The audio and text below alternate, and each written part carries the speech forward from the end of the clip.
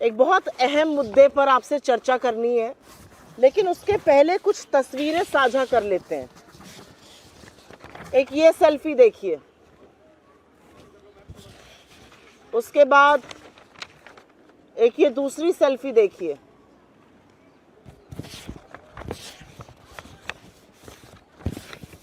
फिर एक तीसरी सेल्फी देखिए, एक चौथी भी लेकर आई हूं। इन सेल्फियों को देखने के बाद आपको कुछ और दिखाऊंगी। 10 नवंबर 2016 को इस देश के तमाम अखबारों में, अगर आप थोड़ा जूम इन कर पाएं, तो फ्रंट पेज पर, कवर पेज पर 10 नवंबर 2016 नोटबंदी के 2 दिन बाद एक बड़ा सा विज्ञापन कवर पेज पर छपा था। और आप लोग तो प्रबुद्ध मीडिया के साथ ही आप जानते हैं कि कवर पेज कितना महंगा होता है, लेकिन ये कवर पेज का विज्ञापन छपा था जिस पर मोदी जी को मजबूत निर्णय, नोटबंदी जैसे मजबूत निर्णय को लेने के लिए साधुवाद किया गया था। पेटीएम ने छापा था।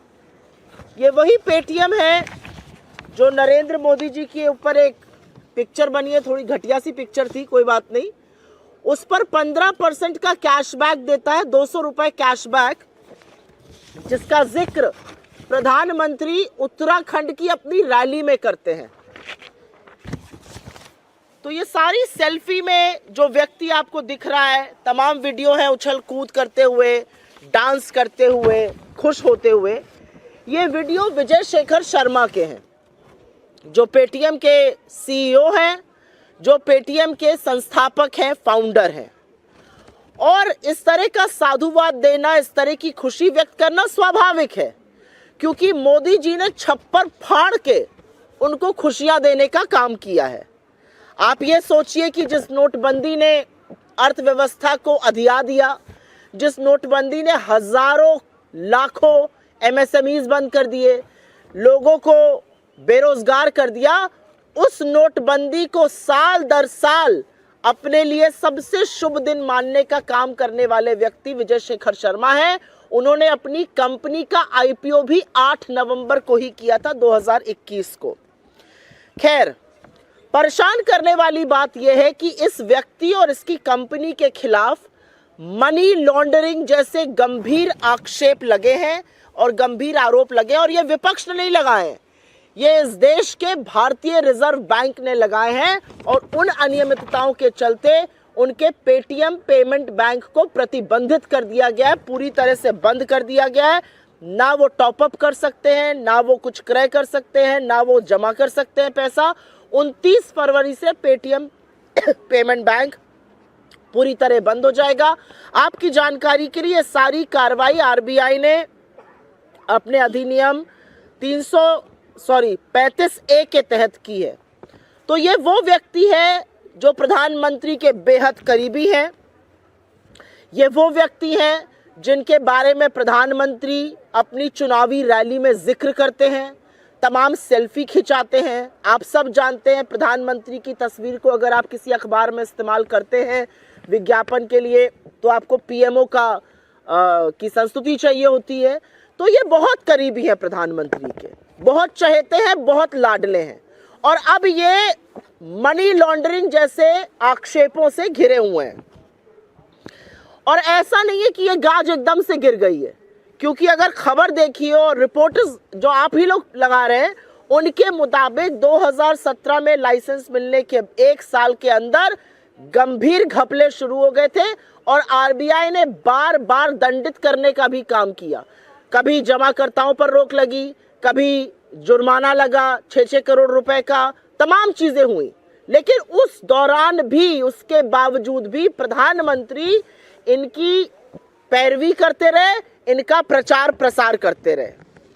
कुछ बातें जिन पर इनको यह सजा सुनाई गई है उसका उल्लेख कर देती हूं। खबरों के मुताबिक आरबीआई ने 35 करोड़ पेमेंट बैंक के जो वॉलेट थे उसका निरीक्षण किया। उसमें से 31 करोड़, 35 करोड़ का निरीक्षण किया, 31 करोड़ निष्क्रिय पाए गए। पैन कार्ड, एक एक पैन कार्ड हजारों नंबरों से जुड़ा पाया गया। लाखों खातों का केवाईसी नहीं हुआ था। मनी लॉन्ड्रिंग की संभावनाएं इसी से उजागर हुई। बैंक द्वारा लगातार झूठी अनुपालन रिपोर्ट देती जाई गई और जो ग्रुप 197 कंपनी का नाम है, लेकिन पेटीएम की जो ग्रुप कंपनीज हैं उसमें आपस में जो घपला था उसके चलते आरबीआई ने ये बड़ा कदम उठाया। यहां पर दो चीजों की बात करनी जरूरी है, क्योंकि पेटीएम पर पहले भी अपने डेटा को भारतीय जनता पार्टी के साथ साझा करने का गंभीर आरोप लग चुका है। आरबीआई ने पेटीएम पेमेंट बैंक के बीच और पेटीएम के बीच होने वाले डेटा ट्रांजैक्शन पर भी गहन चिंता जताई है और यह भी सामने आता है कि इस चिंता के बावजूद ना शीर्ष अधिकारियों का तबादला हुआ, ना उनके खिलाफ कोई कदम उठाया गया और कंपनी ने बिजनेस बढ़ाने के जुनून में लगातार नियमों का उल्लंघन किया और हर तरह के कानून को ताक पे रखा। शायद वो कहावत है हमारी तरफ, कहते हैं जब सैया भय कोतवाल तो डर काहे का।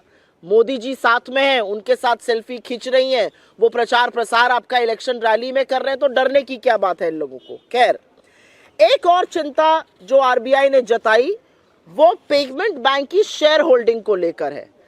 करीब 49% हिस्सेदारी पेटीएम कंपनी की थी, जिसे लोग 197 कम्युनिकेशन के नाम से जानते हैं, लेकिन 51% हिस्सेदारी इस बैंक की सिर्फ और सिर्फ एक व्यक्ति विजय शेखर शर्मा के पास थी, जिनकी सारी सेल्फी मैंने आपके सामने साझा करी है। और ये एक बहुत चिंता का विषय है, क्योंकि इससे ये साफ होता है कि एक व्यक्ति जिस तरह का भी निर्णय चाहे वो कर सकता था।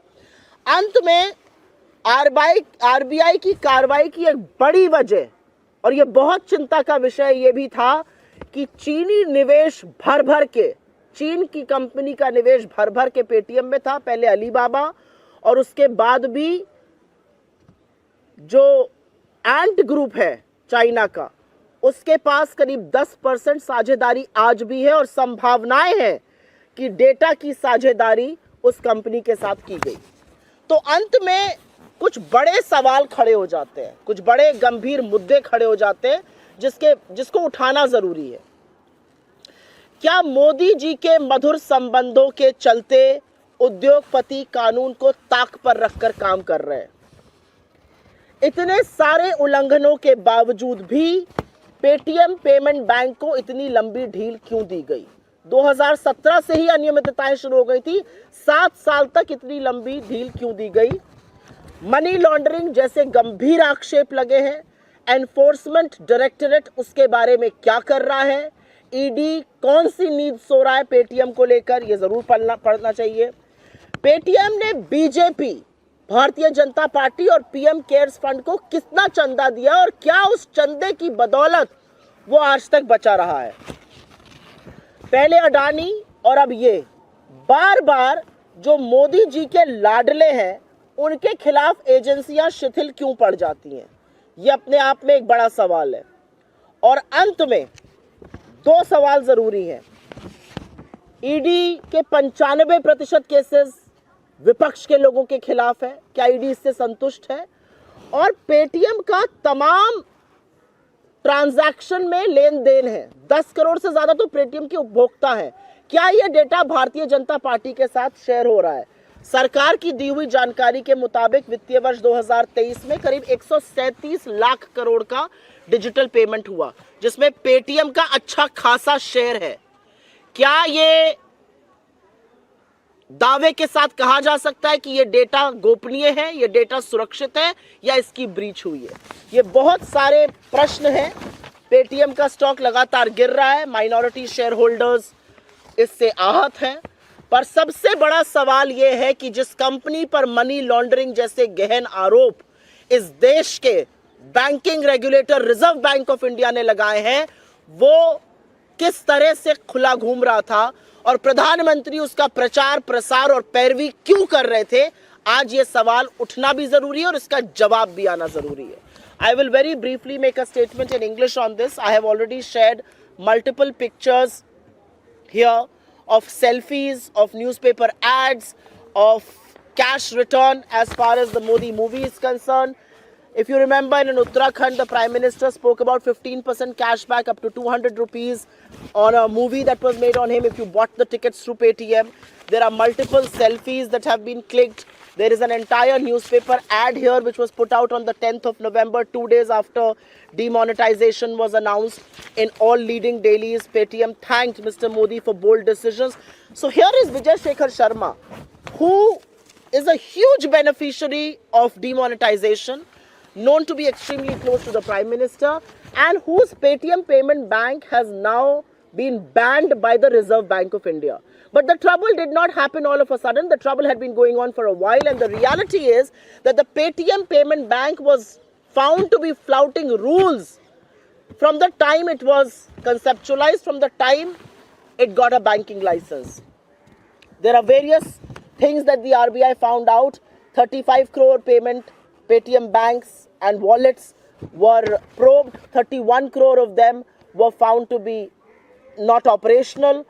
KYC was not done. Questions of money laundering have arisen. PAN cards were attached to thousands of accounts at the same time. There was no compliance report, and if compliance report, misleading compliance report was submitted by the Paytm payment banks. The relationship between Paytm and Paytm Payments Bank and various group companies has come to fore. So these are very, very serious allegations, including the one about money laundering. The reality also is that nothing concrete was done by the management as far as these irregularities was concerned. The reality also is that RBI has raised questions about the shareholding of Paytm Payment Bank.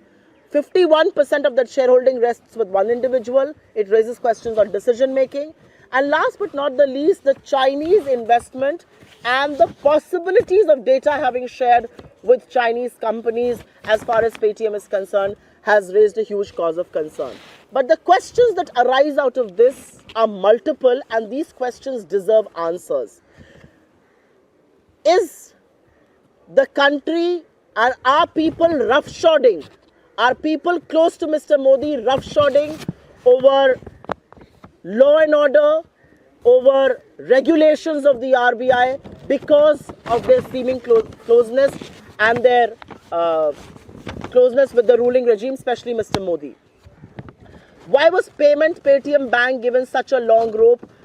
The reality is it came to fore that there were all kinds of non-compliance from 2017 onwards.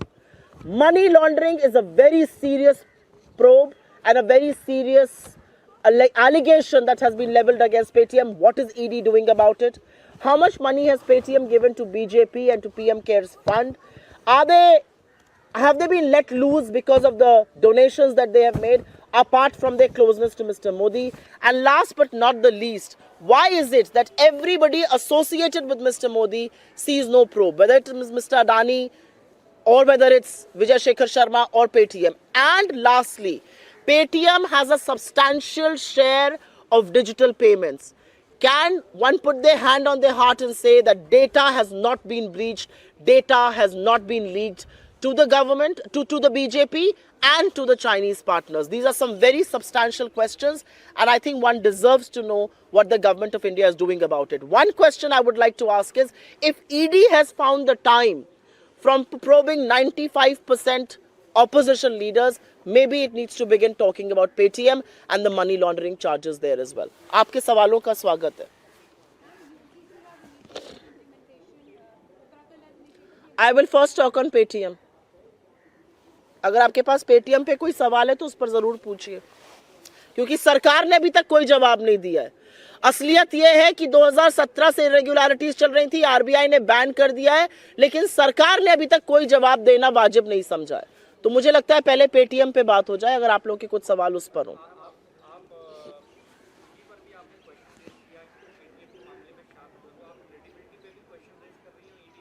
मतलब ED की credibility पर तो 4 साल का बच्चा question raise कर रहा है, तो मैं इस प्लेटफॉर्म से करूंगी तो कौन सी बड़ी बात हो जाएगी।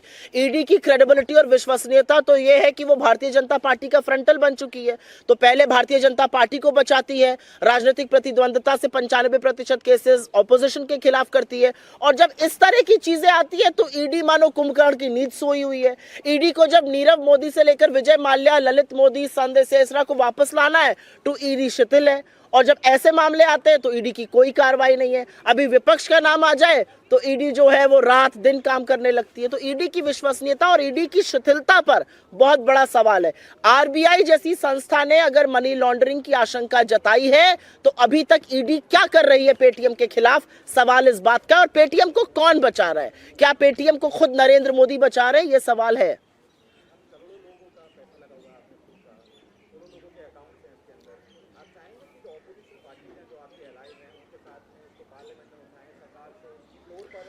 मैं बिल्कुल आशा करती हूं कि इस मामले को सदन में उठाया जाएगा। मैं बिल्कुल आशा करती हूं कि इस मामले की उचित कार्रवाई होगी। मैं आशा करती हूं कि जो छोटे निवेशकर्ता जिनका पैसा डूब गया और जो लोग उपभोक्ता है पेटीएम और पेटीएम पेमेंट बैंक के, उनको क्लैरिटी मिलेगी। एक अजीब सी आशंका है लोगों के अंदर, लोग घबराए हुए हैं, लोगों को लगता है कि उनका डेटा ब्रीच हुआ है। डेटा ब्रीच होने के साथ साथ यहाँ पर पैसे की भी बात है। इतने लोग जो फास्टैग यूज करते हैं, बहुत सारे लोग पेटीएम पेमेंट बैंक के थ्रू करते हैं, उसका क्या हो रहा है?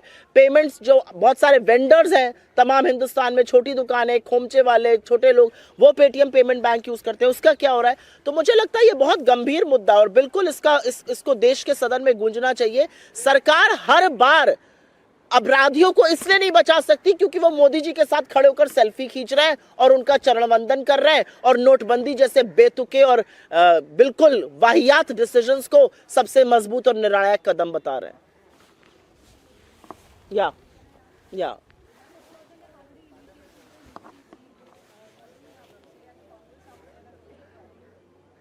I don't have to say anything. I think these are election jumlas and they will continue up until elections.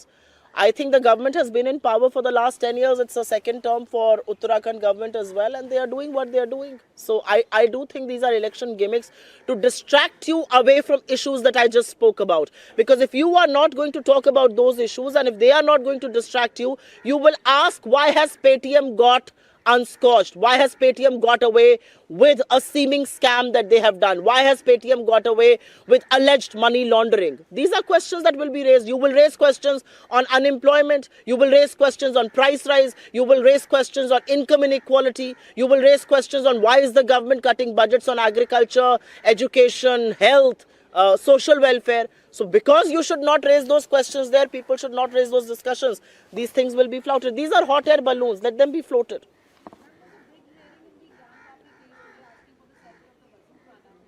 Let the courts decide. We'll see what has to be done.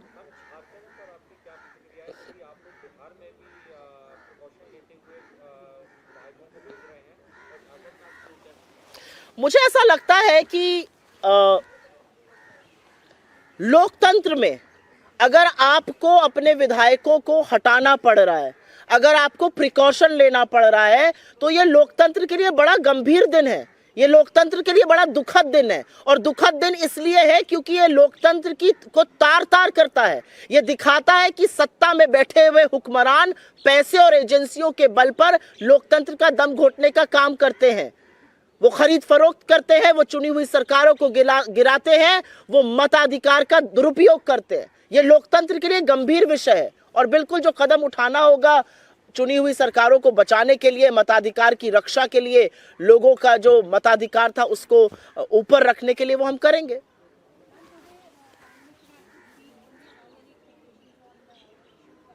We will see a series of jumlas, chest thumping, because the Prime Minister chooses not to speak about income inequality. The Prime Minister does not want to speak about rural economy. The Prime Minister does not want to speak about the pain that the Indian economy is feeling. He does not care a damn about the unemployed youth of this country. He does not care about people reeling under high prices. तो prime minister जुमले बोलते हैं, आज फिर हम जुमला सुनेंगे, chest thumping सुनेंगे। प्रधानमंत्री को बेरोजगारी से, महंगाई से, आर्थिक असमानता से, युवाओं के अंधकार होते हुए भविष्य से, पेटीएम जैसे होते हुए फ्रॉड से, मनी लॉन्ड्रिंग के ऐसे स्कैम से कोई मतलब नहीं है। प्रधानमंत्री का एक ही ध्येय है, भटकाओ मुद्दों से, क्योंकि अगर नहीं भटकाएंगे तो 10 साल का जो कच्चा चिट्ठा है वो सामने आ जाएगा। Thank you very much.